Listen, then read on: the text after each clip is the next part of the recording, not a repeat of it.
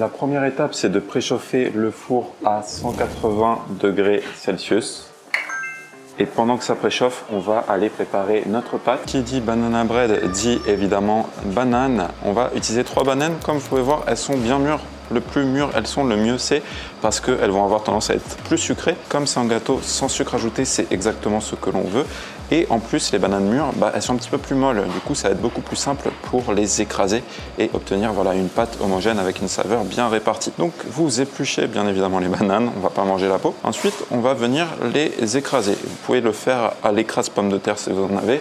Sinon, à la fourchette, c'est un petit peu plus lent, mais ça marche très bien. Dans un premier temps, une purée assez grossière. Je pense que ça suffit parce qu'on va ensuite ajouter 2 œufs et que ça va aider en fait à mieux mélanger tout simplement les bananes. C'est un petit peu plus facile une fois qu'il y a un petit peu de liquide dans la préparation.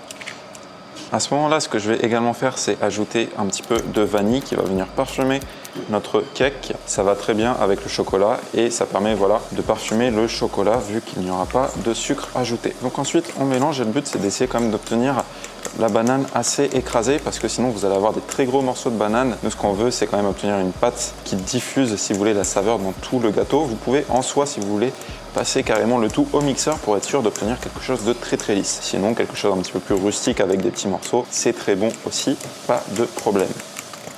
Vous voyez encore des petits morceaux. Si c'est comme ceci, c'est pas gênant. Nous, on va dire que ça nous convient. Et ce qu'on va faire, c'est ajouter notre chocolat. Pour le chocolat, on va utiliser 100 g de chocolat noir. Alors attention, montez pas trop dans l'amertume vu qu'on va pas ajouter de sucre ajouté. En fait, on va compter sur le sucre du chocolat et de la banane pour obtenir un gâteau naturellement sucré. Essayez d'éviter de monter trop haut, peut-être 60% maximum. Ça dépend également de votre tolérance au goût amer. Mais voilà, un chocolat noir classique autour de 50-55%, c'est très bien. Pour le faire fondre, vous pouvez le faire au bain-marie ou si, comme moi, vous avez la flemme, au micro-ondes, très bien. Petit tips, au micro-ondes, surtout, n'ajoutez pas d'eau, ni de beurre, ni rien du tout avec le chocolat au micro-ondes. Vous voulez le faire fondre comme ceci. Ça fond très bien au micro-ondes sans rien ajouter. Si vous ajoutez de l'eau, ça va le brûler. C'est pas bon, évidemment. On le place 1 minute et demie au micro-ondes. On vérifie, on remue et une fois que c'est liquide, on va pouvoir l'ajouter au reste. Vous voyez, après 1 minute 30, normalement, vous devez obtenir quelque chose comme ceci. Faites attention, vous voyez, ça peut brûler assez facilement le chocolat. Donc, allez-y, à la limite, 1 minute par 1 minute. Et même si c'est un petit peu solide, en fait, avec la chaleur, en le remuant comme ça va devenir bien liquide et vous voyez, ça forme un super beau chocolat. Et une fois qu'on a un bon chocolat qu'on mélange comme ceci, bien liquide, on dissout tous les morceaux, on va pouvoir l'ajouter directement à notre préparation. Donc, on l'ajoute à notre préparation. On utilise ceci, évidemment, pour ne pas gâcher de chocolat. Spatule, Maryse.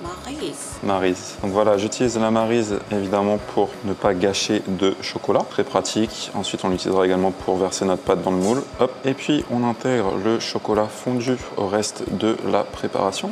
Voilà. Et maintenant, on va ajouter nos ingrédients secs. À commencer par 180 g de farine. Alors moi ici j'utilise de la farine de blé, vous pouvez utiliser de la farine de blé semi-complète ou sinon vous pouvez tenter une version avec de l'avoine, ça montera moins mais au niveau du goût ça sera très bon également. Donc voilà, 180 g, on va également ajouter une belle cuillère à café de levure chimique pour faire un petit peu monter notre gâteau. De la levure chimique, moi je fais à l'œil mais c'est environ 1 cuillère à café. Vous pouvez monter jusqu'à un demi-sachet éventuellement. Et enfin, pour relever le tout, une petite pincée de sel, toujours efficace, même dans les gâteaux sucrés. Et maintenant qu'on a ça, en fait, on n'a plus qu'à mélanger, histoire de bien tout intégrer. Alors, en soi, une fois que vous avez une pâte comme ceci, vous pouvez soit l'utiliser tel quel pour obtenir un gâteau assez dense, soit, comme moi ici, ajouter alors idéalement du lait. Moi, j'ai pas de lait ici, donc de l'eau, ça marche également.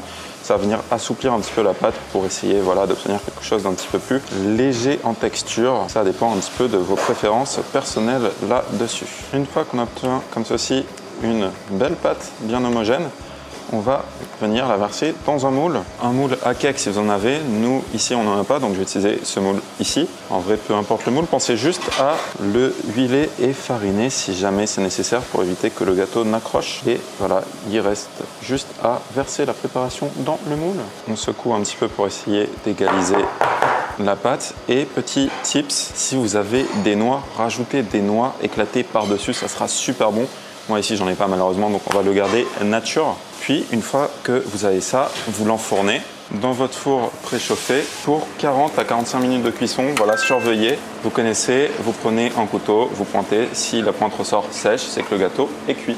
Voilà, c'est sorti du four. Alors laissez-le tiédir évidemment pour pas vous brûler et pour pouvoir le démouler tranquillement. Alors c'est la première fois que j'utilise ce moule, on va voir ce que ça donne.